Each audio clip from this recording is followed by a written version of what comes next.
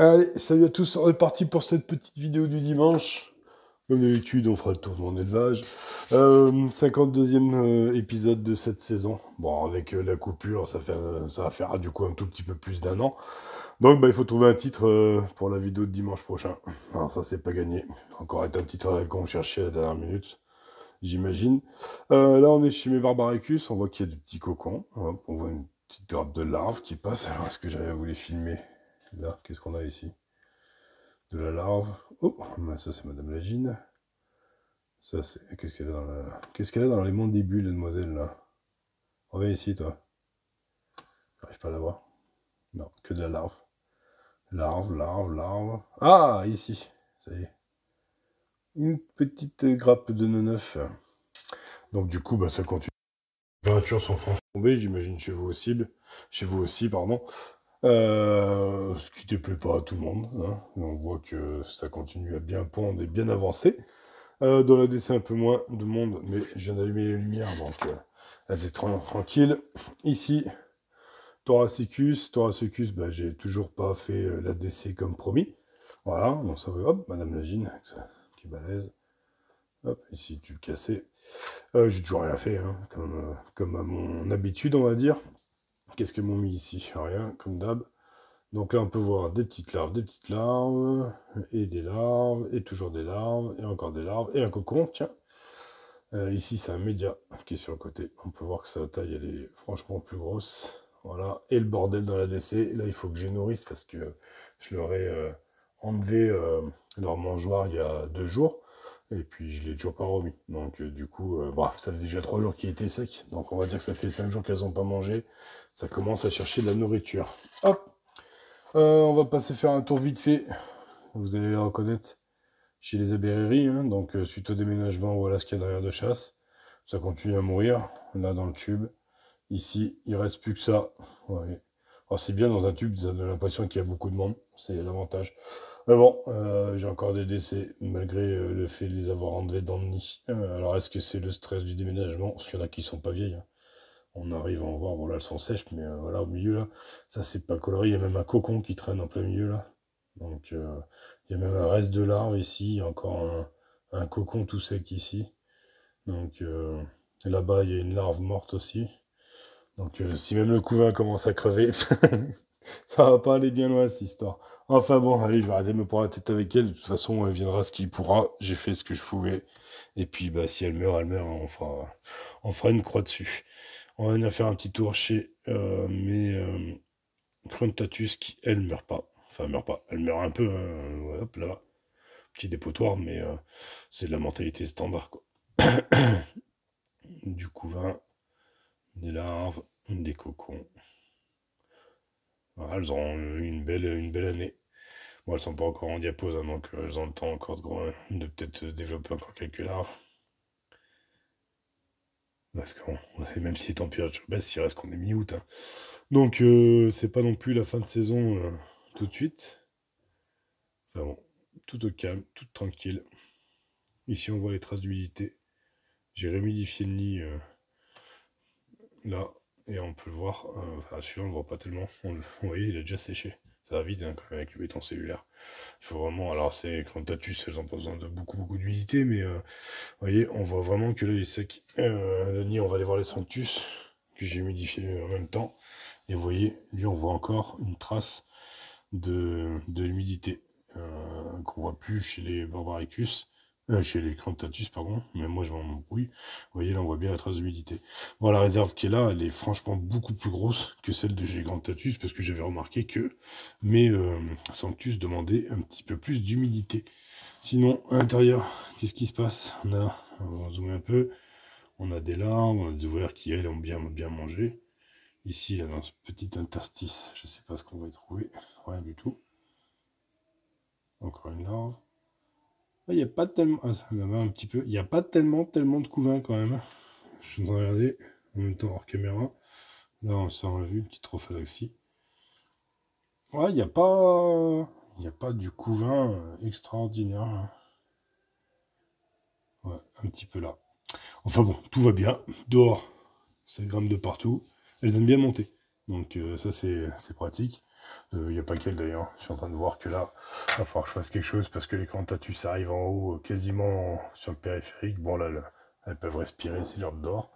Mais là-bas, vous voyez, elles arrivent quasiment à hauteur du périphérique. Donc, il va falloir que j'en mette de l'anti-évasion. Allez, on va descendre chez les Manica. Manica, alors, d'habitude, ils avaient leur poubelle là-bas. Bah là, elles m'ont déplacé. Hop, elles sont venues la foutre ici. Vous voyez.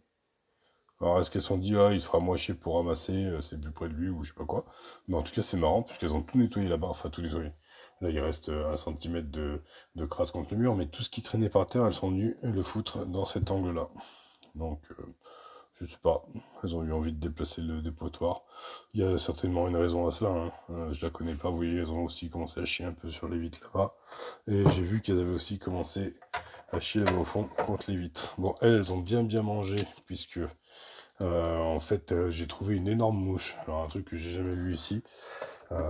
Une énorme mouche à tête jaune là, qui faisait presque 2 cm, c'est un truc de dingue. Donc du coup, je leur ai fourgué ça, c'est quand hier matin. Il doit y avoir des bouts parce que franchement j'ai jamais vu une mouche aussi grosse de ma vie. Elle faisait la taille de mon pouce, c'est impressionnant. Donc ici on a du couvain des larves, on a vu le cul de Madame Lagine qui passait, on a une petite grappe d'œuf là au milieu encore 1 ou 2 grappes d'œuf, donc ça c'est pas mal. Ici, et ben là on a le reste de... Attendez, je vérifie quand même, j'allais dire on a des ailes mais non. Ça va être le morceau de la mouche que j'ai mis dedans. Ça fait un peu gros pour des ailes d'une jean, donc ouais, c'est que les ailes ça, ils ont dû arracher les ailes. On va voir si on trouve un peu des résidus de bouffe.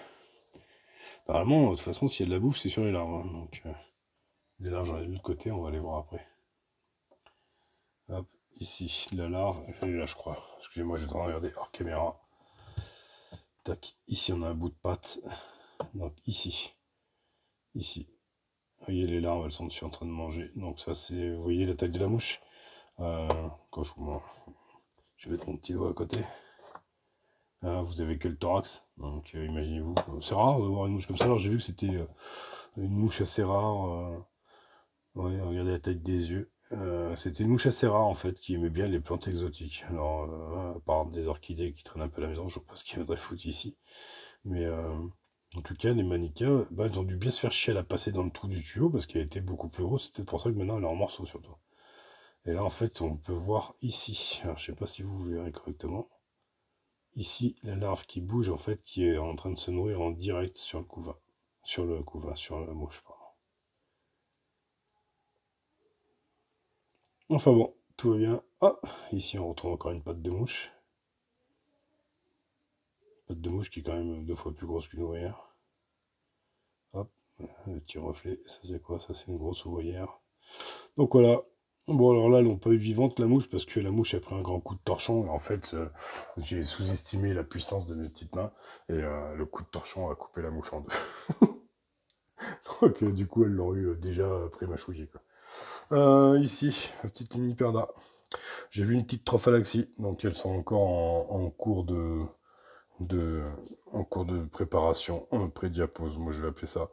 Elle bouge plus, sans plus YouTube par contre. Donc voilà, Madame Lagine est tranquille. Bon, on a l'habitude, on sait qu'elle part de bonheur. Enfin, elle part de bonheur, non, puisqu'elles sont encore là un petit moment, mais elles iront dehors que au plus froid de l'hiver. Pour l'instant, elle reste calme. De toute façon, ça ne les dérange pas. Je fais pas de bruit là-haut. Ici, petite Lasus SP. Voilà. Qui se développe, mais vraiment tranquillou. En même temps, faudrait que je les nourrisse aussi de temps en temps, celle-là, parce que, étant donné qu'elles sont sur l'étagère au-dessus, j'oublie des fois de les nourrir. J'ai du matos, ça pu savoir qu'en faire, vous voyez. Acheter pour faire des fondations, ça j'en ai commandé 12, il y en a 1, 2, 3 ici, 4 ici, 5 ici, pardon. J'en ai encore là-haut, dans cette boîte-là, j'en ai encore au moins 6 ou 7, donc encore achat impulsif, étant donné que j'ai pu récupérer toutes mes anciennes boîtes Ikea, machin. Ça, c'est mon deuxième nid qui va arriver, et ça, c'est un tas de bordel à la Nico. Ça, c'est l'étagère que vous voyez jamais, mais ma femme la voit, celle-là, et à chaque fois, elle braille, mais c'est toujours un bordel. Et là, c'est quoi, une fourmi que je voulais, non? J'aurais pas oublié une fourmi ici. Ah ouais, ça c'était le cadavre que j'avais gardé de la Coprotus. Ah putain. Oh là là, j'ai mangé son nom. Singularis. Voilà. Donc, il est resté en tube sec. Ah, malheureusement, elle a perdu l'antenne, sinon ça faisait un joli spécimen de mort. Mais bon, je la garde en souvenir. Euh, c'est tout. Allez, dernière vidéo de la saison.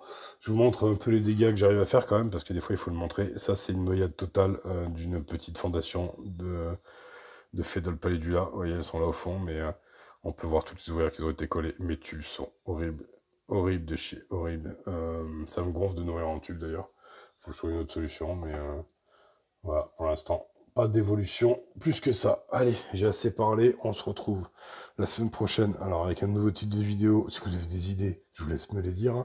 Hein. Ça sera certainement un truc à la con encore comme d'habitude.